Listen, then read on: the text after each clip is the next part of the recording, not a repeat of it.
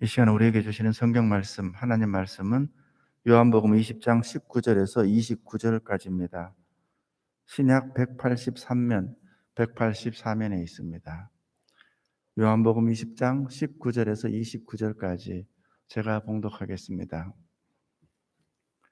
이날 곧 안식 후 첫날 저녁 때에 제자들이 유대인들을 두려워하여 모인 곳에 문들을 닫았더니 예수께서 오사 가운데 서서 이르시되 너희에게 평강이 있을지어다. 이 말씀을 하시고 손과 옆구리를 보이시니 제자들이 주를 보고 기뻐하더라.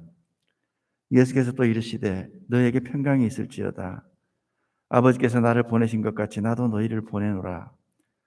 이 말씀을 하시고 그들을 향하사 숨을 내쉬며 이르시되 성령을 받으라. 너희가 누구의 죄든지 사하면 사해질 것이요 누구의 죄든지 그대로 두면 그대로 있으리라 하시니라. 12 제자 중에 하나로서 디도마라 불리는 도마는 예수께서 오셨을 때에 함께 있지 아니한지라. 다른 제자들이 그에게 이르되 우리가 주를 보았노라 하니 도마가 이르되 내가 그의 손에 못자국을 보며 내 손가락을 그 못자국에 넣으며 내 손을 그 옆구리에 넣어보지 않고는 믿지 아니하겠노라 하니라. 여드레를 지나서 제자들이 다시 집 안에 있을 때에 도마도 함께 있고 문들이 닫혔는데 예수께서 오사 가운데 서서 이르시되 너희에게 평강이 있을지어다 하시고 도마에게 이르시되 내 손가락을 이리 내밀어 내 손을 보고 내 손을 내밀어 내 옆구리에 넣어보라. 그래야 믿음 없는 자가 되지 말고 믿는 자가 되라. 도마가 대답하여 이르되 나의 주님이시오 나의 하나님이시니이다. 예수께서 이르시되 너는 나를 본 거로 믿느냐? 보지 못하고 믿는 자들은 복되도다 하시니라. 아멘. 부활하신 우리 주님의 은총으로 오늘도 행복한 복된 주일 되시기를 예수님의 이름으로 축복합니다. 솔리스트, 영상 속의 솔리스트 목소리가 참 좋다라는 생각을 하면서 일부 예배 때도 그랬고 지금도 저 솔리스트 목소리가 참 좋다라는 생각을 합니다.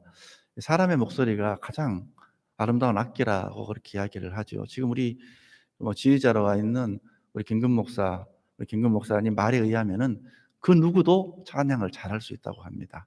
나중에 이제 찬양대가 활성화되고 하면은 정말 기대가 많이 큰 것 같아요. 또 이제 우리 많은 인재들이 또 개발되었으면은 숨어 있는 그 잠재력들이 다 표출되었으면 좋겠습니다. 막달라 마리아가 제자들에게 예수 부활의 소식을 전했음에도 불구하고 제자들은 그 사실을 믿지 못하고 유대인들을 두려워하여 문을 꼭꼭 닫고 있었습니다. 십자가에 달려 죽은 예수가 다시 살아나리라고 하는 것을 믿을 사람은 아무도 없었습니다. 예수의 시체가 사라졌다는 소식은 예수 부활의 소식이 아니라 뭔가 알 수 없는 일이 벌어지고 있다는 막연한 불안감만 가중시키고 있었습니다. 그래서 제자들은 너무 무섭고 불안해서 바깥으로 나가지 못하고 저녁 때까지 문들을 걸어 잠그고 한 자리에 모여 있었습니다. 예수를 죽인 유대인들이 자신들도 그렇게 죽일까? 그런 불안감 때문이었습니다.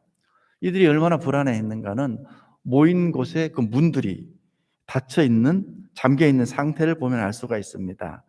이 닫았다는 뜻, 헬라어 클레이오라는 단어를 쓰는데 이 분사 완료형을 씁니다. 한 번 문을 닫아가지고 잠궈가지고 지금까지 한 번도 열리지 아니하고 그대로 있는 그런 상태라는 의미입니다.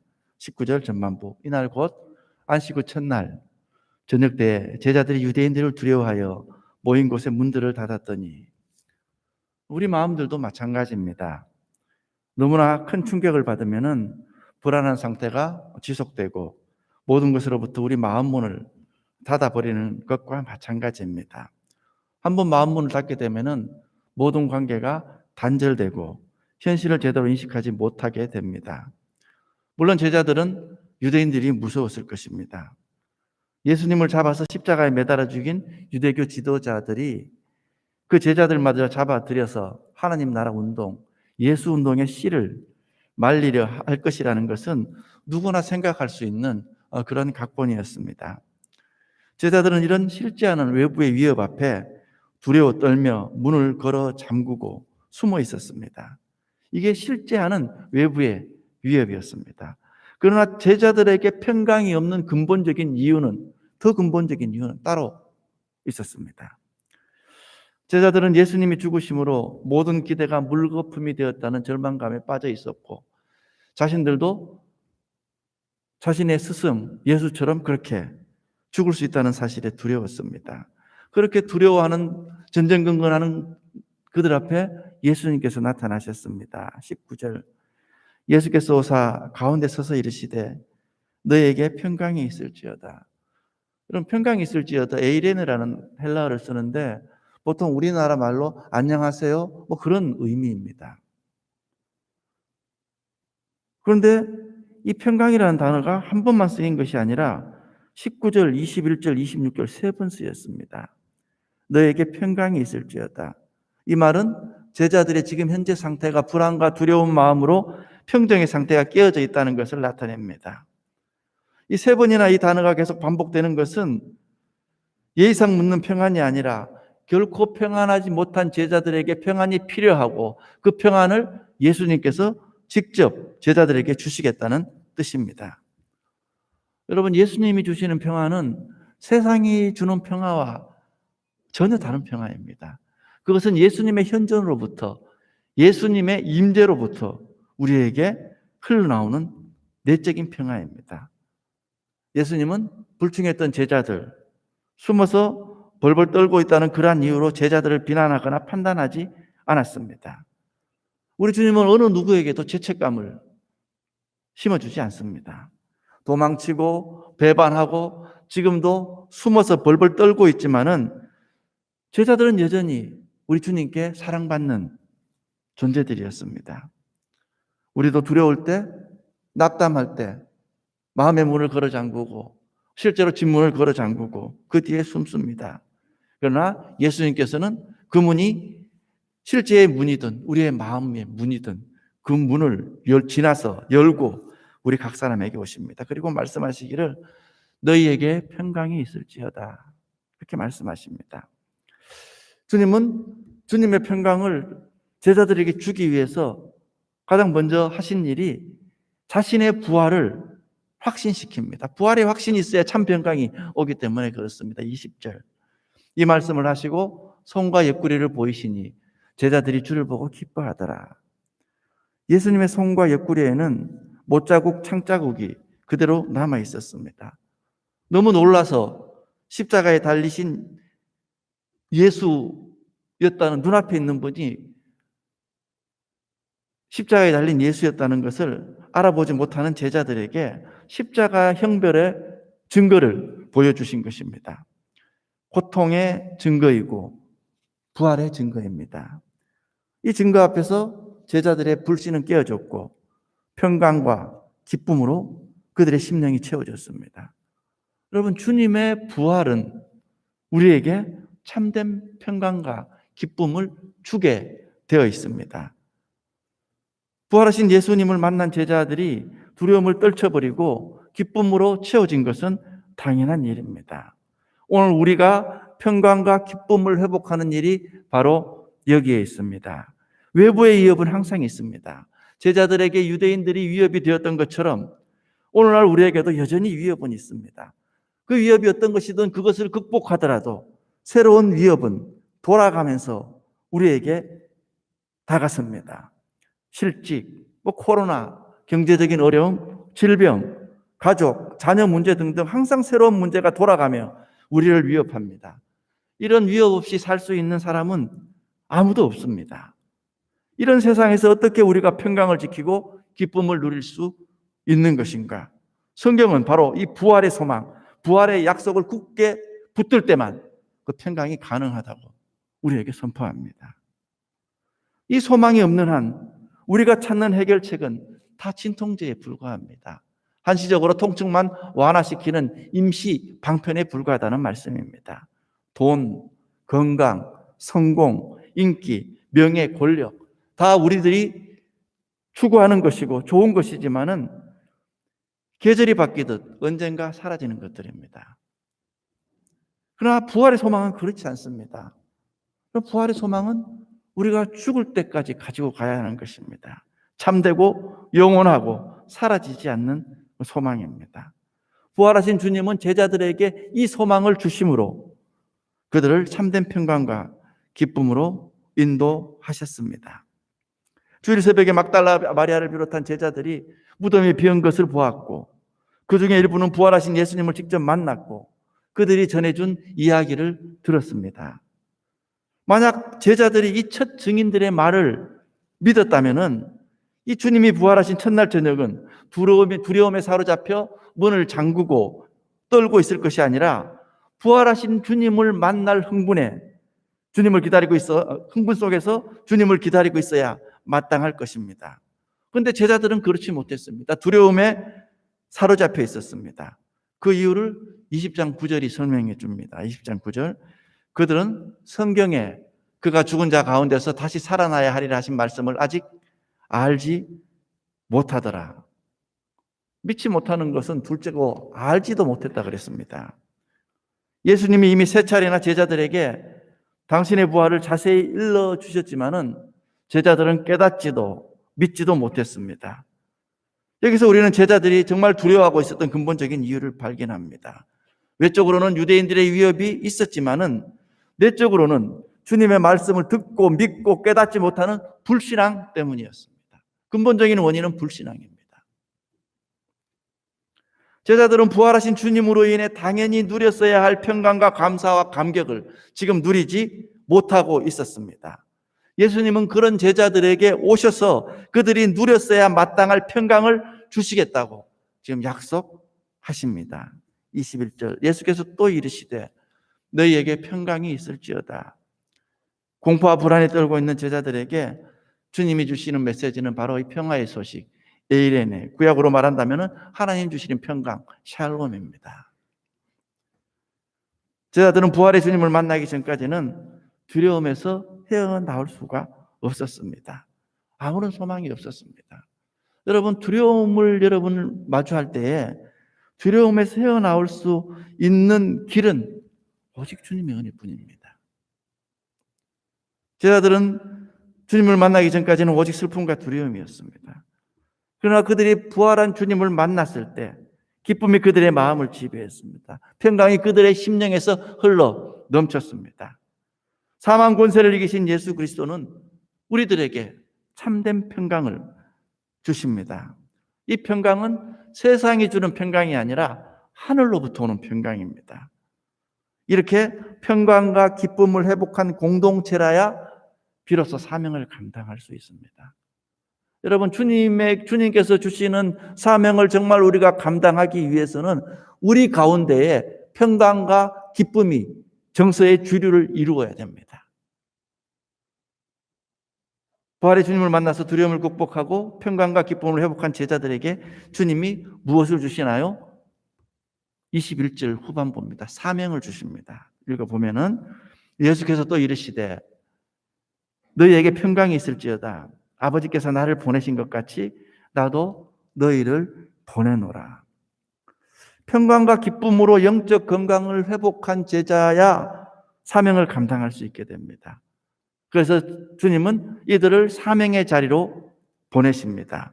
이 사명은 이전에 방금 전에 제자들처럼 두려움과 근심에 사로잡혀 있는 세상 속에 예수 그리스도로 말미암아 세상에 주시는 평강과 기쁨과 생명과 구원을 전하는 것입니다. 하나님 나라를 전파하는 것입니다. 고통과 슬픔과 절망 가운데 있는 이들을 자유하게 하는 것입니다. 이런 일을 감당하기 위해서는 제자들에게 영적인 파워가 필요합니다. 그래서 주님께서 22절 성령을 제자들에게 주십니다. 이 말씀을 하시고 그들을 향하사 숨을 내쉬며 이르시되 성령을 받으라. 성령을 받으라. 이 명령형이잖아요. 명령형이 사용된 것은 성령을 받아도 되고 안 받아도 되는 것이 아니라 반드시 받아야 된다는 사실을 보여줍니다. 그렇게 숨을 내쉬었습니다. 마치 창세기에 인간을 만드실 때 흙으로 빚어진 몸에 하나님의 생기가 들어가자 그가 곧 생명이 되었던 것처럼 에스겔의 마른 뼈 환상 가운데에 정말 마른 뼈에 생기가 들어가자 뼈들이 살아 움직인 것처럼 성도 개개인에 있어서 이 성령은 바로 그런 생기와도 같은 것입니다. 예수님은 제자들에게 자신의 숨, 즉 최초의 창조의 숨을 제자들에게 불어넣어 주심으로 제자들에게 성령을 선물하고, 그러므로 제자들은 다시 태어나게 됩니다. 이전에 그들이 아니라 새로운 삶으로 거듭났습니다. 현대인들은 많은 불안감과 두려움을 갖고 살아갑니다. 세상의 풍파들을 겪으며 우리들은 어느새 평안을 잃어버리고 세상에 휩쓸려 지쳐 살아가며 세상을 두려워하며 그렇게 살아가고 있습니다. 그러나 십자가에서 온갖 수치를 당하시고 뭔가 마음의 상처를 입은 예수님이 우리를 향하여 다가오고 계십니다. 그분은 의심하는 우리들을 향하여 자신의 상처를 드러내십니다. 자신의 상처로 우리들의 마음을 위로하고 계십니다. 그리고 그분은 우리에게 생명의 숨을 불어넣고 계십니다. 이 짧은 만남 속에서 예수님은 저마다 두려움과 혼란에 빠진 집단을 사랑의 공동체로 바꾸어 버립니다. 그 공동체 안에서 제자들은 주님과 함께 계약을 맺습니다. 그들은 예수님처럼 될 것입니다. 그들은 하나님께서 그분에게 주셨던 사명을 계속 이어가야 합니다. 아버지께서 나를 보내신 것 같이 나도 너희를 보내노라. 제자들은 자비로운 하나님의 얼굴을 나타내기 위해서, 긍휼이 풍성하고 용서하시는 하나님을 나타내기 위해서, 그분을 받아들이는 모든 사람에게 생명과 영생을 주기 위해서 예수님처럼 될 것입니다. 우리가 두려움과 죄의 장벽 뒤에 갇혀 있었을 때 하나님께서 우리를 해방시키시려고 먼저 다가오셨습니다. 마찬가지로 제자들은 이 장벽 뒤에 숨어 있는 사람들에게 계속해서 생명의 메시지를 전달해야 합니다. 예수님이 그들을 사랑하시듯 그들도 사랑하기 위해 보냄받아 사람들을 위해 삶을 바쳐야 합니다. 세상에 있는 모든 사람들이 저마다 주님께 소중하고 아름답기 때문입니다. 비록 그 아름다움이 두려움에 감춰져 있고 혼돈과 죄로 겹겹이 보이지 않는다 할지라도 여전히 그들은 하나님께 사랑받는 사람들이기 때문에 그렇습니다. 제자들 중에 예수님을 영접하는 사람들은 예수님과 함께 사랑의 공동체로 들어갈 것입니다. 정말 그들이 예수님을 만날 때 두려움이라는 장벽은 사라질 것입니다. 그러나 여전히 성령에 의해 충분하게 변화되지 않는 모습, 예수님의 생명을 살지 못하고 증언하지 못하는 모습, 예수님을 이야기하지만 예수님의 삶을 살지 않는 모습, 사랑에 대해 이야기하지만 사랑하지 않는 모습들이 우리에게 많이 있습니다. 그러나 그런 나약함과 부족함에도 불구하고 우리가 공동체나 교회 안에서 우리가 서로 사랑하게 될 때 사람들이 우리가 예수님의 제자라는 것을 알게 될 것입니다. 우리의 능력이 아니라 우리는 성령의 능력으로 사람들을 두려움과 죄의 장벽에서 풀어주기 위해서 예수님의 현존이 되어야 합니다. 다시 말해 용서의 사람들이 되어야 한다는 말씀입니다. 본문 후반부에서는 부활하신 예수님을 아직 만나지 못하고 여전히 의심하는 도마의 이야기가 다루어집니다. 디두모, 별명이 쌍둥이라는 도마는 예수님이 다른 10제자에게 나타나셨을 때 그 자리에 없었습니다. 다른 제자들 모두가 입을 모아 우리가 주를 보았다 라고 말하는데 도마는 믿으려 하지 않았습니다. 믿지 않았습니다. 혹시 동료들을 질투하거나 상심한 것인지도 모르겠습니다. 자신이 없을 때 예수님이 나타나셔서 특별한 일들이 벌어졌다니 아마 그런 것인지도 모르겠습니다. 도마는 다른 제자들에게 자신이 예수님의 상처에 손가락을 넣어 보아야 믿겠다고 말합니다. 25절이죠. 다른 제자들이 그에게 이르되 우리가 주를 보았노라 하니 도마가 이르되 내가 그의 손에 못자국을 보며 내 손가락을 그 못자국에 넣으며 내 손을 그 옆구리에 넣어 보지 않고는 믿지 아니하겠노라 하니라. 8일 뒤에 도마가 다른 제자들과 함께 있을 때에 예수님이 다시 나타나셨습니다. 26절. 여드레를 지나서 제자들이 다시 집안에 있을 때에 도마도 함께 있고 문들이 닫혔는데 예수께서 오사 가운데 서서 이르시되 너희에게 평강이 있을지어다 하시고, 부활한 예수를 만났음에도 불구하고 아직도 두려움에 떨고 있는 제자들에게 다시 한번 확신을 주시기 위해 동시에 자신의 부활을 의심하는 도마에게 확신을 주기 위해 예수님께서 재차 그 장소에 나타나셨습니다. 지금 26절에도 오사라는 단어가 나오는데 예수께서 오사. 19절 제일 처음에 보면은 모인 곳에 문들을 닫았더니 예수께서 오사. 똑같은 단어가 두 개가 나옵니다. 그런데 한글로 보면 똑같은 단어인데 시제가 틀립니다. 19절에 모인 곳에 문들을 닫았더니 예수께서 오사 할 때 오사는 과거형입니다. 한번 왔다 가신 것이죠. 26절에 오사. 지금 도마도 함께 있고 문들이 닫혔는데 예수께서 오사 가운데 서서 이르시되, 이때 오사는 현재형을 사용합니다. 아마 이것은 의도적인 것일 것입니다. 이것은 성경을 읽고 있는 이 시점, 본문을 읽고 있는 이 시점에도 예수께서 저와 여러분들에게 부활의 주님을 정말 확신시키기 위해서 이 자리에 임재하고 계신다는 그런 의미입니다. 하나님께서 지금도 예수님을 통해 우리와 함께 계신다는 정말 어마어마한 그러한 선언입니다. 그리고 도마를 향해 예수님 말씀하십니다. 27절. 내 손가락을 이리 내밀어 내 손을 보고 내 손을 내밀어 내 옆구리에 넣어보라. 그리하여 믿음 없는 자가 되지 말고 믿는 자가 되라. 예수님은 아무런 이의를 제기하지 않고 도마의 도전을 받아 주었습니다. 도마가 주님의 옆구리에 정말 자신의 손가락을 넣었는지는 성경에 나와 있지 않습니다. 그러나 넣어보지 않아도 충분했습니다. 바로 눈앞에 부활하신 예수님이 십자가의 상처를 가지고 그대로 서 계셨기 때문입니다. 28절 도마의 위대한 고백이 나옵니다. 도마가 대답하여 이르되 나의 주님이시오 나의 하나님이시니이다. 예수께서 이르시되 너는 나를 본고로 믿느냐? 보지 못하고 믿는 자들은 복되도다 하시니라. 두 가지가 지적되어야 되는데 먼저 뒷부분, 나를 본고로 믿느냐? 보지 못하고 믿는 자들은 복되도다. 이 요한복음은 공관복음에서 마태, 마가, 누가 복음이 쓰여진 뒤 수십 년 후에 쓰여진 복음서입니다. 그러므로 이 요한복음을 읽는 독자들은 예수님의 부활의 모습을 전에 듣기만 했지 본 사람은 아무도 없는 것입니다. 예수님을 보지 못한 세대를 위해서 보지 못하고 믿는 자들은 복되도다고 요한이 지금 격려를 하고 있는 것입니다.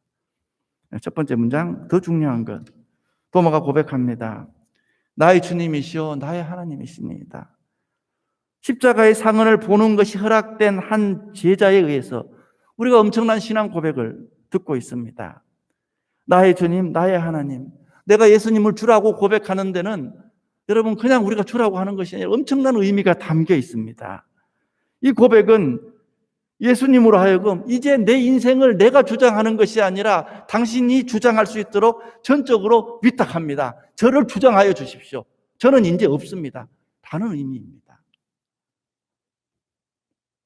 나의 주님이시오 나의 하나님이십니다. 물질이나 권력으로 만들어가는 세상의 평화가 아니라 예수님의 숨결로 이루어지는 그런 평화가 도마와 제자들의 심령을 적셨습니다. 이제 이들은 어떤 박해와 믿음도 이겨낼 수 있는 믿음의 힘을 가질 수 있었습니다. 왜냐하면 나의 주님이시오 나의 하나님 되시는 분이 언제나 우리와 함께 있기 때문이라는 그런 확신 때문입니다. 주목할 만한 한 가지는 부활하신 주님의 몸입니다. 부활하신 주님은 손에 못자국과 창에 찔린 옆구리의 상처를 그대로 가지고 있었습니다. 제자들은 그 상처를 보고야 의심과 두려움이 사라졌습니다. 예수님의 그 상처는 어떻게 생긴 것인가요? 우리들의 불신앙, 제자들의 불신앙으로 인해 생긴 상처이면서 동시에 그 상처는 우리를 치유하고 우리에게 평화를 주는 상처이기도 합니다. 강력하고 풍랑을 잠재우고 이적을 일으키는 주님의 모습보다도 오히려 이런 주님의 상처들이 우리에게 생명을 주고 우리를 치유하는 것입니다. 예수님도 이렇게 힘들으셨구나.